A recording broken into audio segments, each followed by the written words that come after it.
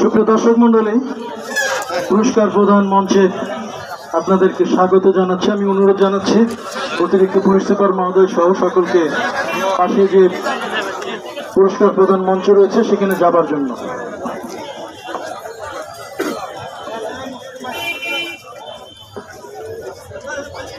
hello ভাইয়া,